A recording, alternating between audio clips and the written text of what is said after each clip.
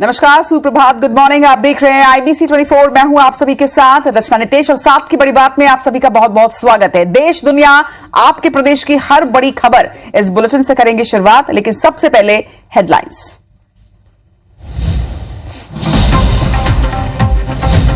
आज यूके और जर्मनी के दौरे से भारत लौटेंगे मुख्यमंत्री डॉक्टर मोहन यादव। सुबह 10 बजे पहुंचेंगे दिल्ली एयरपोर्ट। मध्य प्रदेश भवन में होगा मुख्यमंत्री का स्वागत।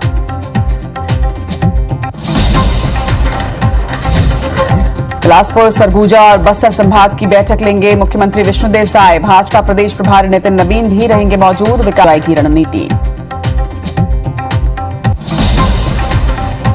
पंडित धीरेन्द्र कृष्ण शास्त्री का आज इंदौर दौरा। हिंदू युवा सम्मेलन में होंगे शामिल। विशाल जनसभा को करेंगे संबोधित।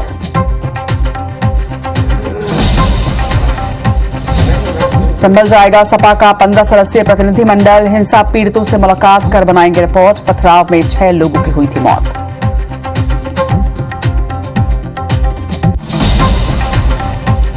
छत्तीसगढ़ में आत्मसमर्पित नक्सलियों को पुनर्वास नीति के तहत मिलेगा आवास। केंद्र सरकार से मिली 15,000 आवासों की स्वीकृति।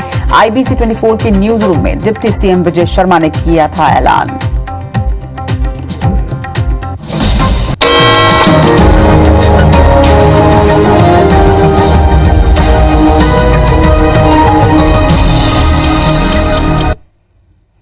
और हेडलाइंस के बाद अब नजर डालते हैं 7 बजे की दूसरी बड़ी खबरों पर। संभल में पीड़ित परिवार से मुलाकात करेंगे समाजवादी पार्टी के नेता। दूसरी खबर शिवसेना से जुड़ी हुई। शिवसेना नेता संजय सिरसाठ ने कहा है कि शाम को बड़ा फैसला ले सकते हैं शिंदे। तीसरी खबर देश के खिलाफ साजिश रच रहा है विपक्ष, कहना है प्रधानमंत्री नरेंद्र मोदी का। वहीं चौथी खबर यूपी के सीएम योगी से जुड़ी हुई। योगी ने अधिकारियों के लिए कुंभ की तैयारियों में जुटने के निर्देश दे दिए हैं। वहीं CWC की बैठक में खड़गे ने पार्टी नेताओं को संगठन मजबूत करने की नसीहत दी है। देश यात्रा से आज भारत लौटेंगे मध्य प्रदेश के मुख्यमंत्री डॉक्टर मोहन यादव। वहीं आज पुडुचेरी के समुद्र तट से टकराएगा फेंगल तूफान, जिसको लेकर जारी किया गया है अलर्ट। आज तूफान फेंगल पुडुचेरी से टकरा सकता है। आपको बता दें कि चक्रवाती तूफान फेंगल को लेकर अधिकारी सतर्क हो चुके हैं। लोगों को अलर्ट कर दिया गया है। मौसम विभाग ने संभावना जताई है कि 90 किलोमीटर प्रति घंटे की रफ्तार से हवाओं के चलने की संभावना है। तमिलनाडु और पुडुचेरी में भारी बारिश की भी संभावना मौसम विभाग ने जारी की है। अलर्ट इसको लेकर जारी कर दिया गया है। इसके साथ ही राहत और बचाव कार्य के लिए पहले से एहतियातन NDRF की टीमों को यहां पर तैनात कर दिया गया है। वहीं लोगों से भी अपील की जा रही है कि क्षेत्र के लोग घरों के अंदर ही रहें, बाहर ना निकलें। IT कंपनियों से अपने कर्मचारियों से घर में ही काम लेने को भी निर्देशित किया गया है। शैक्षणिक संस्थानों में शनिवार को अवकाश घोषित किया गया है। वहीं जिलों में 2229 राहत शिविर पहले ही बना लिए गए हैं। तो तूफान फेंगल आज पुडुचेरी से टकरा सकता है और इसको लेकर तमाम तैयारियां जो हैं वो पूरी कर ली गई हैं। आसपास के क्षेत्र को खाली भी करा लिया गया है। 229 राहत शिविर के लिए बना दिए गए हैं। इसके साथ ही NDRF की टीम यहां पर तैनात कर दी गई है। स्कूलों में छुट्टी घोषित कर दी गई है। IT कंपनी के लोगों से घर पे काम करने के लिए कहा गया है। इसके साथ लोगों से भी अपील की गई है कि आज इस क्षेत्र के लोग, कोस्टल एरिया के लोग जो हैं वो घरों से बाहर ना निकलें। आपको बता दें कि 90 किलोमीटर प्रति घंटे की रफ्तार से फेंगल तूफान आज टकराएगा तट से। 2229 राहत शिविर यहां पर बनाए गए हैं। 90 किलोमीटर की रफ्तार से हवाएं चलने का अनुमान यहां पर मौसम विभाग ने जताया है। इसके साथ ही तेज बारिश की आशंका तमिलनाडु और पुडुचेरी में हो सकती है। यह आशंका जताई गई है मौसम विभाग द्वारा। राहत और बचाव कार्य के लिए NDRF की टीम भी तैनात। अगर इस क्षेत्र के लोग हमें देख रहे हैं तो आपसे यही अपील है कि आप बेहद सतर्क और सावधान रहें। हालांकि प्रशासन ने, सरकार ने भी अपनी तरफ से पूरी तैयारियां कर रखी हैं। NDRF की टीम यहां पर तैनात कर ली गई है। लेकिन 90 किलोमीटर की रफ्तार जो होती है प्रति घंटे की रफ्तार, ये काफी तेज होती है। तेज हवाओं के साथ, बारिश के साथ में ये और भी घातक हो सकती है। इसीलिए अलर्ट रहें, सावधान रहें। और अब लखनऊ से बड़ी खबर आपको बता दें। आज सपा का 15 सदस्यीय प्रतिनिधिमंडल संभल पहुंचेगा। संभल हिंसा के मामले में एक रिपोर्ट ये प्रतिनिधिमंडल तैयार करने जा रहा है। माता प्रसाद पांडे के नेतृत्व में प्रतिनिधिमंडल बनाया गया है। आपको बता दें कि लखनऊ में माता प्रसाद पांडे के आवास के बाहर भारी पुलिस बल की तैनाती भी कर दी गई है।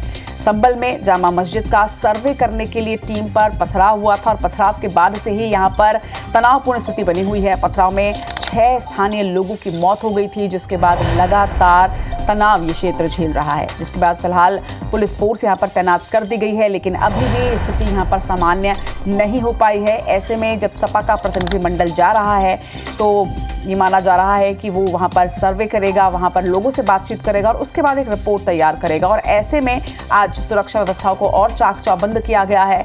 माता प्रसाद पांडे के नेतृत्व में सपा का ये प्रतिनिधिमंडल आज पहुंचने जा रहा है संभल, जहाँ पे वो लोगों से मुलाकात करने वाले हैं। और ऐसे में सुरक्षा व्यवस्थाओं को भी चाक चौबंद कर दिया गया है। जिस तरह से बीते दिनों वहां पर सर्वे के दौरान टीम पर हमला हुआ था, 6 लोगों की मौत हुई थी, इसके बाद से तनावपूर्ण स्थिति लगातार संभल में बनी हुई है। इधर संभल में तनावपूर्ण स्थिति तो उधर महाराष्ट्र में अब तक मुख्यमंत्री के पद को लेकर, मुख्यमंत्री के चेहरे को लेकर सस्पेंस लगातार बरकरार है। अपने गांव सतारा में आज मुख्यमंत्री एकनाथ शिंदे कल पहुंचे हुए थे। शिंदे के गांव जाने की वजह से महायुति की बैठक टली है। आपको बता दें कि शिवसेना नेता संजय सिरसाठ ने बड़ा फैसला लेने का दावा भी किया है। बड़ा फैसला लेने से पहले शिंदे गांव जाते हैं, यह सिरसाठ का कहना है। तो अब तक उनके राजनीतिक कैरियर को भी उन्होंने देखा हुआ है, हमेशा से करीबी रहे हैं और ऐसे में उनका कहना है कि शिवसेना नेता संजय सिरसाठ का कि वो कोई बड़ा फैसला ले सकते हैं। हालांकि आपको बता दें कि बीते दिनों बैठक भी हुई थी। जब पहले राउंड की बैठक हुई तो यह माना जा रहा था कि उसी दिन ये जो ऐलान है वो कर दिया जाएगा कि सीएम कौन होंगे, लेकिन उस दिन ये फैसला सामने नहीं आ पाया, जिसके बाद कई राउंड की मीटिंग्स जो हैं वो चल चुकी हैं। केंद्रीय गृह मंत्री अमित शाह के साथ में भी, एकनाथ शिंदे के साथ में ही अजीत पवार और फडणवीस की मुलाकात हुई थी, देवेंद्र फडणवीस की माफ कीजिएगा मुलाकात हुई थी, लेकिन इसके बाद भी कोई फैसला अब तक सामने नहीं आया, यानी सस्पेंस अब तक बरकरार है। लेकिन ऐसे में यहाँ पर सिरसाठ का ये बयान कि शिंदे गांव तभी जाते हैं जब कोई बड़ा फैसला लेते हैं, तो अब इस पर भी सबकी नजर कि आखिर शिंदे गांव जाने के बाद क्या फैसला ले सकते हैं। शिवसेना के नेता संजय सिरसाठ का एक बयान जिसने सस्पेंस को और बढ़ा दिया है।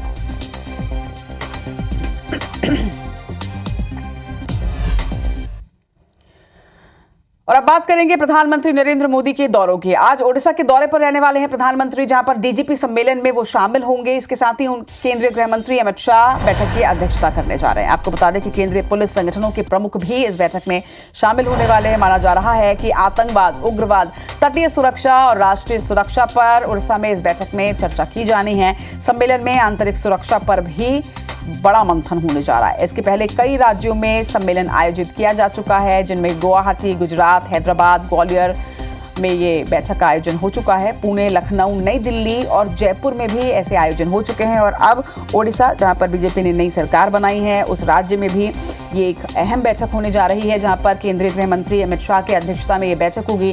डीजीपी सम्मेलन में शामिल होने जा रहे हैं प्रधानमंत्री नरेंद्र मोदी। आज एक दिवसीय उनका दौरा, केंद्रीय गृह मंत्री अमित शाह की अध्यक्षता में इस बैठक का आयोजन, जिसमें आंतरिक सुरक्षा मुद्दों पर चर्चा के साथ ही तटीय सुरक्षा, राष्ट्रीय सुरक्षा को लेकर अहम मंथन होने वाला है। साथ ही आतंकवाद, उग्रवाद को कैसे खत्म किया जाए और तटीय सुरक्षा को किस तरह से और व्यवस्थित की जाए, इस पर बातचीत होनी है, मंथन होनी है, चर्चा होना है।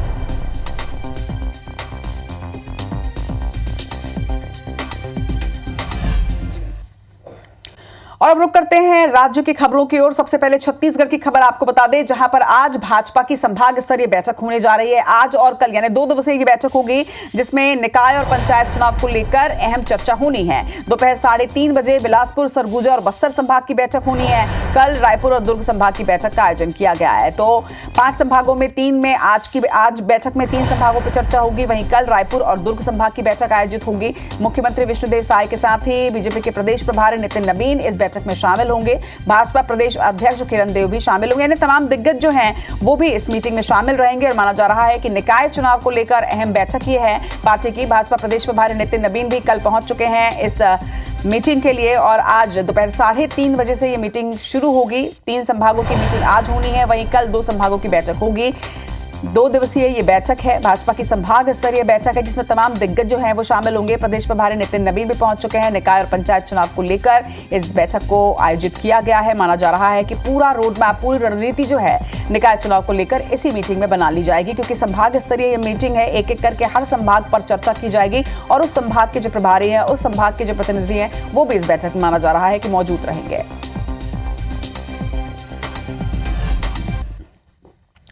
छत्तीसगढ़ के मुख्यमंत्री विष्णुदेव साय ने शुक्रवार को अपने निवास कार्यालय में छत्तीसगढ़ राज्य सड़क सुरक्षा परिषद की अहम बैठक ली है और इसमें प्रदेश की सड़क सुरक्षा परिदृश्य, सड़क दुर्घटना के नियंत्रण और उपायों की विस्तार से समीक्षा की गई। इस बैठक में दुपहिया वाहन चालकों के लिए हेलमेट और 4 पहिया वाहन चालकों के लिए सीट बेल्ट लगाने पर जोर देने की बात कही गई। साथ ही वाहन चलाते वक्त सड़क सुरक्षा और यातायात नियमों का कड़ाई से पालन सुनिश्चित करने के लिए भी निर्देशित किया गया है।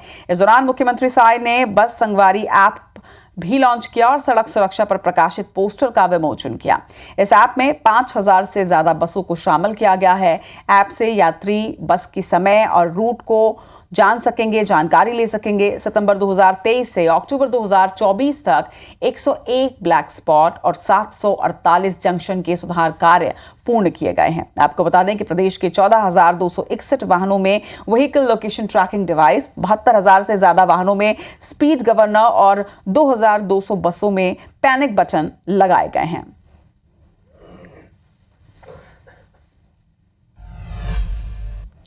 छत्तीसगढ़ के नगरीय प्रशासन मंत्री अरुण साव ने प्रधानमंत्री आवास योजना शहरी 2.0 को लेकर अहम कदम उठाया है। उन्होंने निर्देश जारी करते हुए कहा कि सर्वेक्षण के दौरान पात्र हितग्राही जिनके पास आवश्यक दस्तावेज नहीं है, उनके आवेदन तत्काल निरस्त न किया जाए, बल्कि उन्हें दस्तावेजों के लिए समय दिया जाए।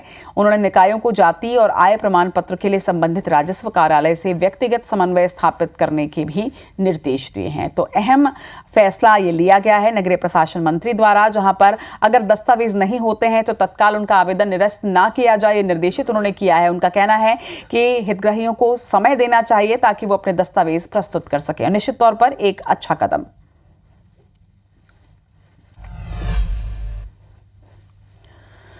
और अब खबर राजनांदगांव से। राजनांदगांव शहर को विकास कार्यों की सौगात मिली है। शहर के मोतीपुर स्कूल मैदान में जिला स्तरीय आयुष स्वास्थ्य मेले का आयोजन किया गया। विधानसभा अध्यक्ष और राजनांदगांव विधायक डॉक्टर रमन सिंह बतौर मुख्य अतिथि इसमें शामिल हुए। डॉक्टर रमन सिंह ने क्षेत्र को सौगात देते हुए 37 लाख रुपए की लागत से हमर अस्पताल का लोकार्पण किया। वहीं 75 लाख के प्राथमिक स्वास्थ्य केंद्र का भी भूमि पूजन हुआ है। डॉक्टर रमन सिंह का कहना है कि आयुर्वेद का महत्व अंतर्राष्ट्रीय स्तर पर भी है।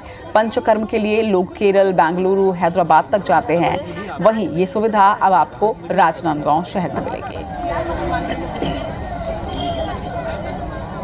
मोतीपुर से ही बनेगा, वार्ड का पार्षद भी बनेगा। आगे आने वाले समय में लोग जीत के जाएंगे, उन्हीं में से महापौर बनेगा। तो ये तो पूरे शहर के लिए है कि लोगों को तय करना है और अधिकार इन्हीं के हाथ में रहेगा। 5 साल तक होश नहीं रहा निगरानी समिति। इतने लोग जेल के अंदर हैं, पेट नहीं भर रहा है क्या? जिला स्तरीय निःशुल्क आयुष स्वास्थ्य मेला का आयोजन किया गया है। मेले का उद्देश्य यही है कि जन सामान्य तक आयुष पद्धति की जितनी भी चिकित्सा है वो जन सामान्य तक पहुंचाना, आयुष के बारे में लोगों को जागरूक करना।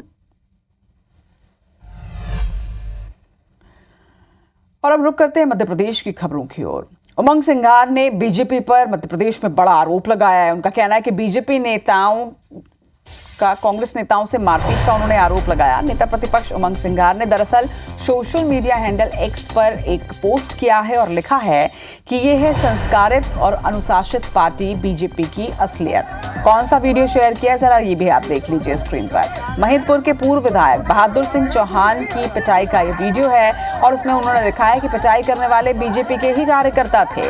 गौतम टेटवाल, सांसद अनिल फिरोजिया की मौजूदगी में ये पूरी पिटाई हुई है, जिसका वीडियो ये सामने है आपके। बिना बुलाए मंच पर जाने वालों के साथ तो यही होगा, ये भी उन्होंने लिखा।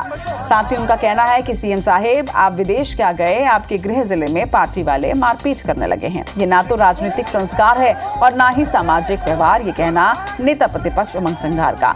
तो वीडियो आप देखिए, दरअसल ये वीडियो सामने आया है और अब इस वीडियो को पोस्ट करते हुए एक तंज जो है वो बीजेपी पर लगाया गया, बड़ा आरोप बीजेपी पर लगाया गया। और इसके साथ ही ये भी लिखा है नेता प्रतिपक्ष ने कि आप विदेश क्या गए, आपके गृह जिले में तो मारपीट होने लगी, बिना बुलाए मंच पर जाने वालों के साथ तो यही होगा। तो लंबा चौड़ा एक पोस्ट है। आपको बता दें कि मध्य प्रदेश के मुख्यमंत्री डॉक्टर मोहन यादव इस वक्त विदेश दौरे पर हैं और उन्हें घेरते हुए जिस तरह से नेता प्रतिपक्ष ने ये पोस्ट किया है, अब देखना होगा कि इस पर रिएक्शंस क्या आते हैं। लेकिन साफ तौर पर उन्होंने लिखा है कि सीएम साहेब आप विदेश क्या गए, आपके गृह जिले में पार्टी आपस में ही मारपीट कर रही है, पार्टी वाले मारपीट करने लगे हैं। गौतम टेटवाल और अनिल फिरोजिया की मौजूदगी में पिटाई का ये वीडियो बताया जा रहा है। आरोप लगाया जा रहा है कि बिना बुलाए मंच पर जाने वालों के साथ तो यही होगा। इधर सीतापुर में पुलिस और दुकानदारों के बीच झड़प हुई है। क्यों हुई है ये खबर में आपको बताते हैं। दरअसल दुकान बंद करवाने के नाम पर पुलिस वालों पर गुंडागर्दी करने का आरोप लगाया गया है। सरकारी शराब दुकान के कर्मचारियों को पीटने के भी आरोप हैं। परिजनों के साथ पीड़ित थाने पहुंचे। रात को स्थानीय लोगों ने एसडीओपी से भी इसकी शिकायत की है। तो अंबिकापुर से खबर बता रहे हैं जहां पर पुलिस और दुकानदारों के बीच झड़प हुई है। तस्वीरें भी आप देख रहे हैं। बताया जा रहा है कि देर रात पेट्रोलिंग पार्टी यहां पर पहुंची थी दुकान को बंद करवाने के नाम पर। हालांकि यही कहना कर्मचारियों का कि उन्हें पीटा भी गया, उनके साथ गुंडागर्दी भी की गई है। फिलहाल पीड़ित अपने परिजनों के साथ थाने रात को पहुंचे थे। देखना होगा इस पर क्या एक्शन लिया जाता है। लेकिन स्थानीय लोगों ने एसडीओपी से भी इसकी शिकायत की कि दुकान को बंद करवाने के नाम पर न सिर्फ गुंडागर्दी की गई बल्कि कर्मचारियों की पिटाई भी की गई है। यहाँ होशियारी मत बताइए। आप विधायक जी की छवि को क्या बताइए।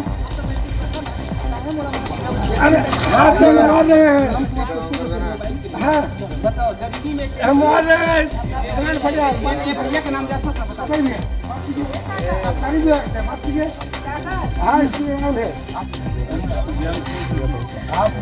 तो दुकानों को बंद करने का एक नियत समय होता है, एक तय समय होता है। उसके बाद दुकानों को बंद करना आवश्यक होता है। और कई बार ऐसा देखा गया है कि दुकानें सही समय पर बंद नहीं करवाई जाती हैं और ऐसे में सवाल भी पुलिस वालों पर ही लगते हैं, अधिकारियों पर ही लगते हैं। और अब जब पुलिस वाले दुकानों को बंद करवाने पहुंचे तभी भी यहाँ पर थोड़ा बवाल हुआ है। रोशन हमारे साथ, हमारे संवाददाता जुड़ रहे हैं। रोशन, दरअसल पूरा मामला क्या है? जो आरोप लगाए जा रहे हैं उसमें कितनी सत्यता और अब तक इस मामले में क्या कार्रवाई हुई है? जी बिल्कुल रचना जी, आपको बता दें कि जो नाइट पेट्रोलिंग पर जो पुलिस निकली थी उस पर जो है लाठी डंडे से जबरन मारपीट करने का आरोप लगा है। सीतापुर पुलिस पर मारपीट करने का आरोप है। दरअसल बीती रात जो है नाइट पेट्रोलिंग पर जो है पुलिस निकली हुई थी जिसमें एसआई, हेड कांस्टेबल और अन्य पुलिसकर्मी जो है नाइट पेट्रोलिंग पर निकले हुए थे। इस दौरान पुलिस ने दुकान बंद कराने के दौरान जो है शराब के नशे में धुत होकर के जबरन जो है दुकानदारों और जो शासकीय शराब दुकान से जो ड्यूटी करके जो लौट रहे जो स्टाफ है उनसे पूछताछ के दौरान जो है मारपीट की है। सीधा सीधा आरोप जो है वो निकल करके सामने आया है और देर रात तक जो है जो पीड़ित जो है वो थाने पहुंचे हुए थे। उन्होंने सीतापुर एसडीओपी को इसकी शिकायत दी है। रोशन, एक और जानकारी दीजिएगा। आप कह रहे हैं शराब के नशे में पुलिसकर्मी यहाँ पर थे या फिर शराब के नशे में जो लोग थे उनके साथ मारपीट हुई है? देखिए फिलहाल जो है वो डॉक्टरी मुलाइजा जो है वो पुलिस कराने की बात कर रही थी, लेकिन जो लोगों ने जो आवेदन सौंपे हैं हाँ। और जो लोगों ने बात की है उसमें लोगों की ये बात निकल करके सामने आ रही है कि पुलिस जो है वो शराब के नशे में धुत थी। यही कारण है कि पुलिस ने लोगों पर लाठी जो है वो बरसा है। फिलहाल एसडीओपी जो है वो पूरे मामले में जो है कार्रवाई करने की बात कर रहे हैं जी। कार्रवाई की जाने की दलील जरूर दी जा रही है रचना जी, लेकिन पूरे मामले में निष्पक्ष जांच कब तक हो पाती है और जो दोषी पुलिसकर्मी है जिन्होंने लाठियां बरसाई है निर्दोषों पे, ये आने वाला समय ही बताएगा कि कब तक कार्रवाई की जाती है। चलिए, जांच पर नजर बनाकर रखिएगा रोशन। फिलहाल तमाम जानकारी के लिए शुक्रिया आपका। तो जैसा हमारे संवाददाता ने जानकारी दी कि शराब की दुकान बंद कराने के लिए जो पुलिसकर्मी पहुंचे थे वो खुद शराब के नशे में थे, ये आरोप लगाया जा रहा है और इसी को लेकर एसडीओपी से शिकायत भी दर्ज की गई है। अब देखना होगा कि पुलिस अपने ही लोगों पर कब तक आखिर कार्रवाई करती है और एक्चुअली में असलियत जो है वो इस पूरे मामले में क्या है। पूरे देश में इस वक्त एक गंभीर परेशानी हो रही है, वो है साइबर फ्रॉड की, और लोग लगातार सतर्कता नहीं होने की वजह से चंगुल में फंस रहे हैं। लेकिन अब दुर्ग पुलिस ने साइबर फ्रॉड के मामले में बेंगलुरु में दबिश दी है और 1,40,000 की यहां पर ठगी की गई थी। दुर्ग का युवक ठगी में शामिल था। युवक का पिता गुटखे का बड़ा कारोबारी बताया जा रहा है। युवक फरार है। फिलहाल पिता को थाने में बिठाया गया है। बताया जा रहा है कि मोबाइल लोकेशन के आधार पर पुलिस फिलहाल आरोपी की तलाश में जुटी हुई है। दुर्ग के मोहन नगर क्षेत्र का ये युवक है जिसने साइबर क्राइम किया है, ठगी की घटना को अंजाम दिया है। IBC 24 लगातार आपको ये तमाम खबरें दिखाने के साथ ही ये अलर्ट भी करता है किसी तरह के झांसे में आप ना आए, क्योंकि डिजिटल फ्रॉड के साथ ही डिजिटल अरेस्ट का एक टर्म सामने आया है। और आपको ये भी बता दें कि डिजिटल अरेस्ट जैसा कुछ नहीं होता। आप किसी के झांसे में ना आए। पुलिस या कोई भी सरकारी अधिकारी कभी आपसे फोन पर संपर्क करके आपसे निजी जानकारी नहीं मांगते। तो जिस तरह से लगातार डिजिटल अरेस्ट के मामले, मोबाइल फ्रॉड के मामले, ATM ठगी जैसे साइबर क्राइम सामने आ रहे हैं, ऐसे में रायपुर SSP ने ठगी की वारदातों को कम करने के लिए, उसमें कमी लाने के लिए एसएसपी संतोष सिंह ने रायपुर के 200 से ज्यादा बैंक मैनेजरों और अधिकारियों के साथ कल अहम बैठक ली है। इस दौरान बैंक अधिकारियों को अपने ग्राहकों को फ्रॉड के प्रति जागरूक करने के लिए निर्देशित किया गया है। बैंक फ्रॉड होने पर तत्काल खाता ब्लॉक करने के लिए कहा गया। इसके साथ ही पुलिस की ओर से मांगी गई जानकारियों को तुरंत उपलब्ध करवाने के निर्देश भी दिए हैं। लगातार साइबर फ्रॉड्स बढ़ते जा रहे हैं। बैंकों से जो बैंक अकाउंट से लोगों के पैसे गायब हो जाते हैं और साइबर फ्रॉडस्टर्स जो रहते हैं तमाम तरीके अपनाते हैं। बैंक मैनेजर्स की और उनके वरिष्ठ अधिकारियों की पुलिस द्वारा मीटिंग बुलाई गई थी और इसमें उन सारी विषयों को हम लोग चर्चा कर रहे हैं कि कैसे और सूचनाओं का आदान प्रदान, त्वरित कार्रवाई हम लोग बढ़ा सकें ताकि लोगों के साइबर फ्रॉड के पैसे होल्ड हो सके और उनको वापस हो सके। साथ ही साथ ऐसे आरोपियों को पकड़ा जा सके। चलिए, साथ की बड़ी बात में फिलहाल इतना ही, लेकिन आखिर आप देखिए छत्तीसगढ़ी भाषा में हमर बानी हमर गोठ श्रवण तंबोली के साथ।